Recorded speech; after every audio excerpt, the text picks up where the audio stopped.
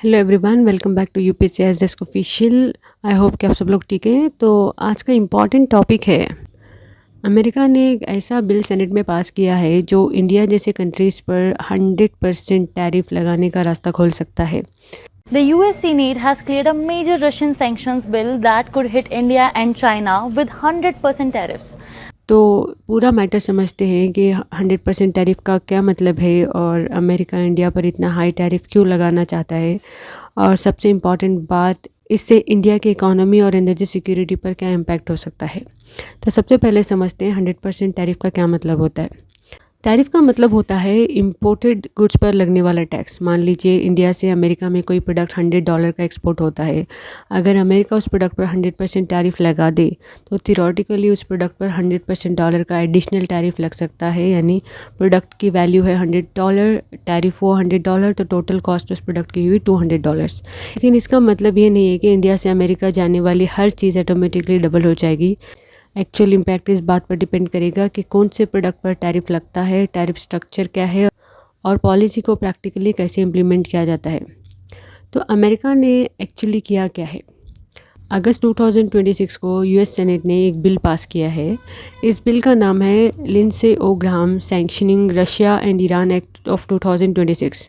Senate में voting हुई जिसमें 86 सेनेटर्स ने बिल के फेवर में वोट दिया है और 11 सेनेटर्स ने अपोज में वोट किया है, यानी बिल को स्ट्रॉन्ग मेजॉरिटी मिली है। अब सवाल है इंडिया को इस बिल से क्यों जोड़ा जा रहा है। बिल का फोकस उन कंट्रीज़ पर है जो रशिया से ऑयल और गैस खरीद रहे हैं। इसमें इंडिया के साथ चाइना, अजरबैजान, हंगरी, स्लोवाकिया जैसे कंट्रीज़ का भी मेंशन है। अमेरिका का लॉजिक बेसिकली ये है कि अगर रशिया से ऑयल ख़रीदा जा रहा है तो रशिया को उससे रेवेन्यू मिल रहा है, और अमेरिका का मानना है कि रशिया को मिलने वाला ये रेवेन्यू उसकी वॉर रिलेटेड इकोनॉमिक कैपेसिटी को सपोर्ट कर सकता है। इसलिए अमेरिका रशिया से ऑयल ख़रीदने वाली कंट्रीज़ पर प्रेशर बनाना चाहता है। तो क्या 100% टैरिफ ऑलरेडी लग चुका है।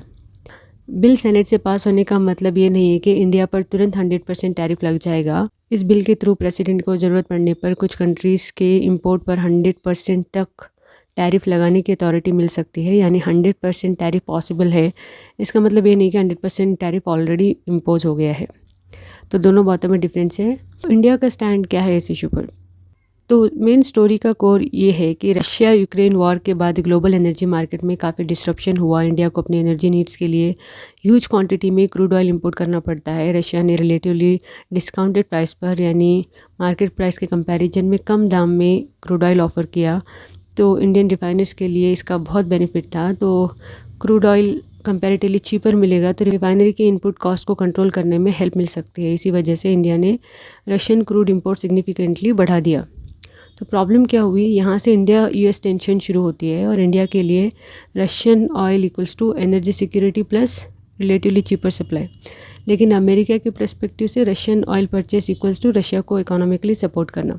तो दोनों कंट्रीज़ का इंटरेस्ट यहाँ पे क्लैश हो रहा है। इंडिया का बेसिक कंसर्न है कि उसे अपनी एनर्जी सिक्योरिटी और नेशनल इंटरेस्ट को प्रोटेक्ट करना है। वहीं अमेरिका चाहता है कि कंट्रीज़ रशिया से ऑयल परचेस करना छोड़ दे या रिड्यूस कर दे ताकि रशिया पर इकोनॉमिक प्रेशर बढ़ाया जा सके। तो इंडिया के लिए 100% टैरिफ डेंजरस क्यों हो सकता है। अगर अमेरिका इंडियन एक्सपोर्ट पर एक्सट्रीमली हाई टैरिफ 100% इम्पोज कर देता है तो इंडियन गुड्स अमेरिका में महंगे हो सकते हैं। मान लीजिए एक इंडियन एक्सपोर्ट अमेरिका को 100 रुपीज़ का प्रोडक्ट भेजता है। अगर उस प्रोडक्ट पर हाई टैरिफ लगता है, मान लीजिए 100%, तो अमेरिकन इंपोर्टर्स को उस प्रोडक्ट को इंपोर्ट करने के लिए सिग्निफिकेंटली ज़्यादा कॉस्ट फेस करनी पड़ सकती है। इससे इंडियन गुड्स की कॉम्पिटिटिवनेस कम हो सकती है। फिर एक्सपोर्ट्स पर प्रेशर आ सकता है, एक्सपोर्ट्स की सेल्स और प्रॉफिटेबिलिटी अफेक्ट हो सकती है। और अगर इम्पैक्ट बढ़ा रहा तो कुछ सेक्टर्स में जॉब और इकोनॉमिक एक्टिविटी पर भी इनडायरेक्ट इफेक्ट हो सकता है। लेकिन कितना इम्पैक्ट होगा वो सेक्टर वाइज डिफरेंट हो सकता है। तो अमेरिका में क्या सारे अमेरिकन इस बिल के फेवर में हैं। तो ये पार्ट काफ़ी इंटरेस्टिंग है। बहुत सारे सेनेटर्स और लॉ मेकर्स का कंसर्न है कि इंडिया और चाइना जैसे कंट्रीज़ पर पुनिटिव टैरिफ लगाने से अमेरिका को भी इकोनॉमिक डैमेज हो सकता है। डेमोक्रेटिक पार्टी के सेनेटर हैं रॉन वेडन, इन्होंने भी टैरिफ प्रोविजन को अपोज किया है। उनकी कंसर्न है कि इससे अमेरिकन इकोनॉमी को नुकसान हो सकता है और इम्पॉर्टेंट इंटरनेशनल रिलेशनशिप भी हर्ट हो सकते हैं। इसलिए ये सिर्फ इंडियन वर्सेस अमेरिका की सिंपल स्टोरी नहीं है, अमेरिका के अंदर भी इस पॉलिसी को लेकर डिसएग्रीमेंट्स हैं। तो सवाल है कि क्या बिल लॉ बन चुका है। यूएस में जनरली किसी लेजिस्लेशन को लॉ बनने के लिए कांग्रेस के दोनों चैम्बर्स से बिल पास होना पड़ता है। कांग्रेस के दोनों हाउसेज हैं, सेनेट और हाउस ऑफ रिप्रेजेंटेटिव। जैसे इंडियन पार्लियामेंट में लोकसभा और राज्यसभा होते हैं, वैसे अमेरिका में पार्लियामेंट को कांग्रेस बोला जाता है। लोकसभा और राज्यसभा जैसे हमारे यहाँ हैं, वहाँ सेनेट और हाउस ऑफ रिप्रेजेंटेटिव्स हैं। तो अभी सेनेट में बिल पास हुआ है मेजॉरिटी से, लेकिन हाउस ऑफ रिप्रेजेंटेटिव का स्टेज अभी पेंडिंग है। उसके बाद प्रेसिडेंट का सिग्नेचर का स्टेज आएगा। तो simple process, senate to House of Representative, then to president, then the bill becomes law. इसलिए अभी 100% टैरिफ लगा नहीं है, अभी बिल हाउस ऑफ रिप्रेजेंटेटिव में पेंडिंग है। तो इंडिया के सामने क्या सिचुएशन है? इंडिया के सामने ब्रॉडली डिफ़िकल्ट चॉइसेस हैं। पहला ऑप्शन रशियन ऑयल कंटिन्यू करना, इसका बेनिफिट है रिलेटिवली चीपर और कॉम्पिटिटिव एनर्जी सप्लाई और साथ ही एनर्जी सिक्योरिटी। लेकिन दूसरी तरफ ये प्रेशर और पॉसिबल टैरिफ का रिस्क रहेगा।